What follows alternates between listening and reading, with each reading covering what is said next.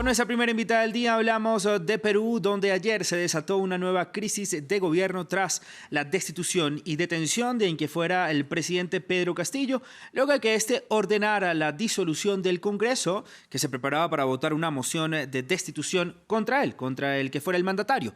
Dina Boluarte es ahora la nueva presidenta del país, la séptima jefa de Estado desde el año 2016. Saludamos entonces a nuestra primera invitada, ella es Milagros Campos, analista política y profesora de Derecho Constitucional y Derecho Parlamentario en la Pontificia Universidad Católica y en la Universidad San Martín de Porres. Gracias, Milagros, por estar con nosotros esta mañana de jueves en Directo América de Francia 24 para analizar todo este panorama de inestabilidad política que vive Perú. Quisiera también que usted nos dé luces de qué fue exactamente lo que ocurrió ayer con esta orden de disolución del Congreso por parte del que fuera presidente Pedro Castillo. Algunos dicen que fue un golpe de Estado, otros dicen que fue un autogolpe que se dio Castillo, que no le salió como quería. ¿Qué realmente pasó, digamos, para poner en contexto a toda nuestra audiencia internacional y entender un poco lo que ocurre dentro de la política peruana? Buenos días, Raúl y amigos de France Press. La verdad es que lo que hemos tenido es, sin ningún adjetivo, un golpe de Estado bajo la modalidad del autogolpe, emulando lo que ocurrió en 1992. Pues no solamente se anunció la disolución del Congreso, sino también la intervención del Sistema Nacional de Justicia. Esto convertía claramente a Pedro Castillo en un autócrata y pues la decisión no resistió más que pocos minutos porque no solo sus ministros, alguna parte de ellos renunciaron, sino que lo más destacable es que de manera contundente las distintas instituciones constitucionalmente autónomas, el propio Poder Judicial, rechazaron inmediatamente con un pronunciamiento colectivo en el caso de las instituciones colegiadas. Y el Congreso, hacia la 1:30 de la tarde, declaró su vacancia por permanente incapacidad moral con 101 votos cuando se requerían 87.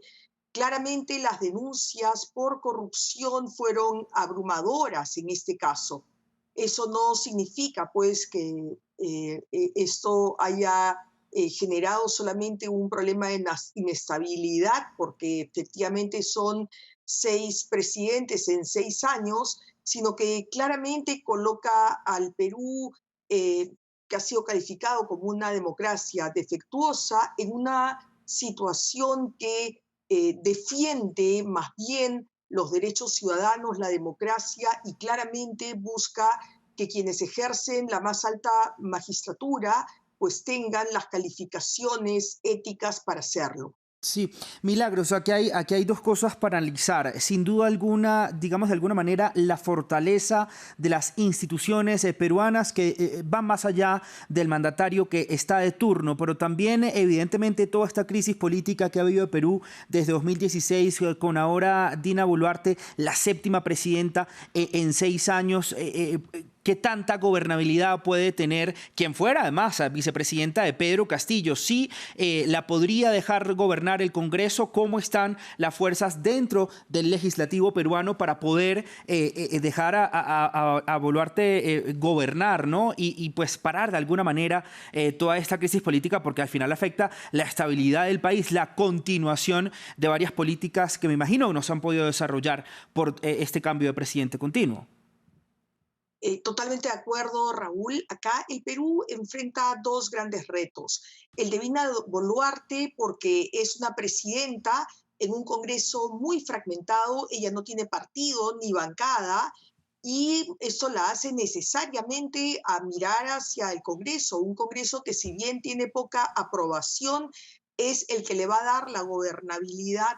Dina Boluarte, sin embargo, tiene también que mirar políticas públicas y pues tratar de buscar una agenda mínima y ciertos consensos para una reforma política que al menos establezca la eliminación de la prohibición de reelección parlamentaria inmediata y que apunte también hacia regular un impeachment para Sí, evitar que tengamos una cláusula tan abierta como la permanente incapacidad moral que requiere de 87 votos y que ha sido una amenaza constante después de que Pedro Pablo Kuczynski renunciara al verse expuesto a esta causal. Creo que nuestro sistema, que es un sí. presidencialismo muy parlamentarizado, el más parlamentarizado de la región, tiene también retos en tratar de hacer ciertos ajustes, pero no todos son reformas, sino que depende también del actuar de estas élites políticas que son más bien inexpertas porque, como señalo, en el Perú se prohibió la reelección Sí. inmediata seguido de una alta volatilidad y fragmentación entre los partidos políticos. Milagros, también me genera la duda esto, cómo se traslada a la ciudadanía, porque al final también evidentemente ellos son los que sienten toda inestabilidad de gobierno y hacia dónde va el país, ¿no?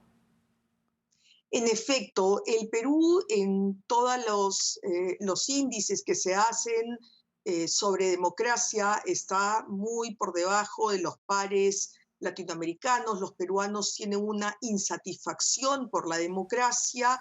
Eso, sin embargo, no se ha traducido en una posible aceptación de un golpe de Estado que ha sido rechazado también por la población, pero creo que el gran reto de la clase política es en ese momento procurar un diálogo para buscar una salida, no ya a esta crisis puntual, sino a la búsqueda por gobernabilidad democrática. Milagros, también antes de finalizar, quisiera saber su opinión si la nueva presidenta pudiera llegar hasta 2026. Evidentemente estábamos conversando que se tienen que dar un terreno en el Parlamento para que esto sucediera, pero ¿qué dicen también otros analistas dentro de Perú y cómo ve la política para la gobernabilidad de quien es ahora la nueva presidenta? El marco constitucional supone que la señora Boluarte gobierne hasta el 2026 sin necesidad de convocar a elecciones generales, que es lo que señala un sector de analistas y hay algunas propuestas ciudadanas en ese sentido. Sin embargo, creo que también es necesario pensar que si Dina Boluarte forma un gabinete, como lo ha anunciado, de ancha base, esto le permitiría tener un respaldo y legitimidad para mantenerse hasta el 2026. Nadie quiere que pues esto sea solo un gobierno de transición y que afronte en muy corto plazo amenazas que generen una inestabilidad, porque efectivamente el Perú requiere de políticas públicas que acorten brechas entre los distintos territorios y distintos peruanos que viven en zonas más alejadas de las zonas propiamente urbanas, y creo que es imposible en un escalamiento de conflicto entre ejecutivo y legislativo que se atiendan estas necesidades. Acaba de ser las elecciones regionales y municipales y también hay autoridades que se inician en el próximo año y entonces creo que es un buen momento para establecer mecanismos de diálogo que permitan llegar a ciertos acuerdos básicos y consensos mínimos que atraviesan necesariamente, creo yo, por algunas reformas constitucionales puntuales.